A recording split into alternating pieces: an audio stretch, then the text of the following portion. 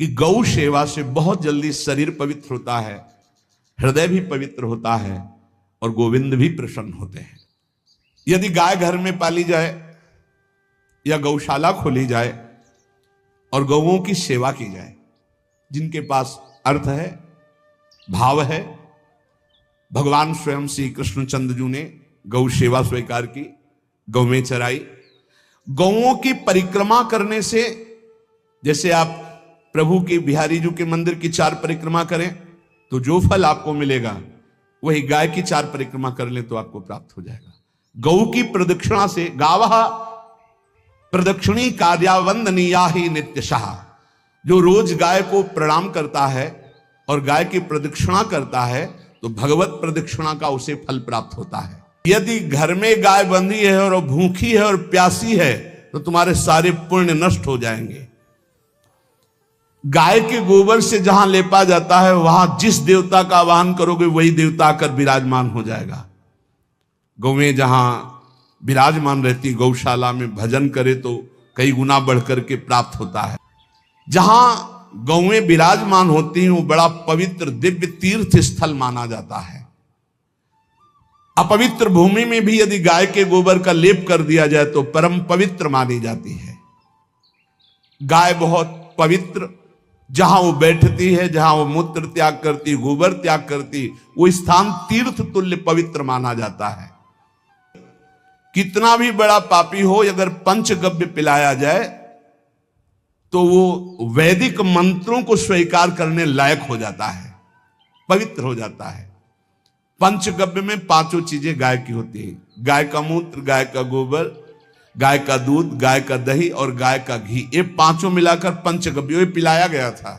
पहली बार जब वैदिक मंत्र दिया गया था तो पंचगव्य बनवाया था गुरुदेव भगवान ने संन्यास, और वो पिलाया था। ये पंचगव्य पिलाने से अपवित्रता का नाश होकर पवित्रता का संचार होता है। इसलिए धन्य है उनका जीवन जो गौ सेवा परायण है, भगवत भाव से। गाय में साक्षात भगवान का भाव रखकर गौ सेवा करते हैं। गाय बंदी हो घर में, वो प्यासी है और भूखी है, तुम्हारे सुकृत नष्ट हो जाएंगे। यदि गाय हरी हरी घास चर रही कहीं और तुमने डंडा ऊपर प्रहार किया, लाठी मारी, तो तुम्हारे पितर खोपड़ी के बल नरक जाने के लिए तैयार हो गए। ये लिखा है कि जो प्रतिदिन अग्रग्रासे परोभावा कर्तव्यो भक्ति तोन्वहम अकृत्वा स्वयं आहारम कुर्वम नापनोति दुर्गतिम। जे ही तुम्हारे गृहस्थ में, घरों में पहले होता था, अब तो भगवान जाने, जे ही पहली रोटी तवा में गई तो वो निकाल करके पक्की रखी जाती थी गौग्रास के लिए, पहला रसोई में। तो इसमें लिखा प्रतिदिन स्वभोजनम, पहले स्वयं भोजन न करके गाय के लिए ग्रास निकालना चाहिए। जहां गौ को माता की पदवी दी गई, जहां गौ को हम आराध्य देव के रूप में मानते हैं, आराधना करते हैं, गौ रक्षा, गौ सेवा, ये बहुत बड़ा इसमें छुपा हुआ है। स्वयं भगवान अवतरित होकर गौरख, जब गाय के रूप में पृथ्वी रमाती तो भगवान का अवतार हुआ है। बड़ा विचित्र समय आता चला जा रहा है कि अब आधुनिक यंत्रों की ऐसी सेवाएं हो गई बड़ी बड़ी कि अब ना बैल की जरूरत है, और ऐसे दूध की महंगाई बन गई कि अब देसी गाय 2 लीटर 3 लीटर 4 लीटर, और ऐसी कि 20-20 25-25 लीटर दे तो कौन देसी गाय को। गौओं का सेवा का भावना शास्त्र आज्ञा करता है। जो प्रतिदिन गौग्रास निकालता है, अर्पित करता है, तो उसको अग्निहोत्र करने का फल मिलता है, उसके पितरों को तृप्ति मिलती है और समस्त देवताओं के पूजन का फल मिल जाता है जो गौग्रास निकाल। जिनके अग्रग्रासे परोभावा कर्तव्य भक्ति तोन्वहम, भक्ति पूर्वक गाय को 1 ग्रास भोजन में 1 रोटी तो निकालना चाहिए गाय के लिए, ऐसा शास्त्र आज्ञा कहता है।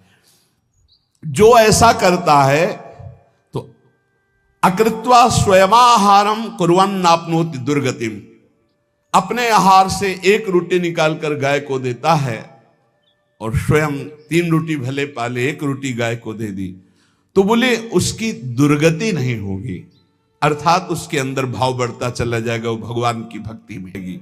जो सदैव गौ सेवा करता है, उसके डांस मच्छर हटाता है, स्नान कराता है, पीठ में हाथ फेरता है, उसके पूर्वज जो पितर होते हैं वो नाच पड़ते हैं, उनका मंगल होना शुरू हो जाता है कि हमारे वंश में गौ सेवक पैदा हुआ, बड़ा भाग्यवान है और वो गौ के द्वारा हमें तार देगा, ऐसा भाव।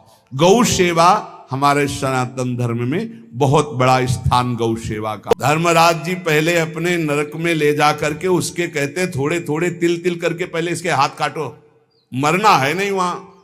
अब आराम आराम से थोड़े थोड़े पहले हाथ वर्जिता है, इन्हीं हाथों से गाय को मारा था ना, वैसे थोड़ा थोड़ा काटा जाता है उसके हाथ। गौ सेवा का धर्म सिर्फ गौ सेवा में ही लगना चाहिए। आप गौ सेवक है, दूध पान कीजिए, रोटी खा लीजिए, लेकिन गौ सेवा का अर्थ आप अपने वासनाओं की पूर्ति में, अपने मनोरंजन में या अपने मन के संकल्प भावना में नहीं पूरी कर सकते। गौ सेवा के लिए ही पूरी कीजिए। गौ के वास का निर्माण, गौ के भोजन की व्यवस्था, वो दूध दे ना दे, वो कैसी भी अवस्था में हो, उसकी सेवा परायणता, उसके लिए सेवक रखना, सेवकों को भी सुख प्रदान करना, लेकिन स्वयं कभी गौ के सेवा के लिए आए हुए धन का स्वयं के लिए भोग न करना और निरंतर भजन रखना, उसे परम पद की प्राप्ति हो जाएगी। जो गौ के शरीर को स्नान कराता है, गौ के शरीर को कीट आदि से, मच्छर आदि से रक्षा करता है और खूब अच्छा अच्छा पदार्थ गौ को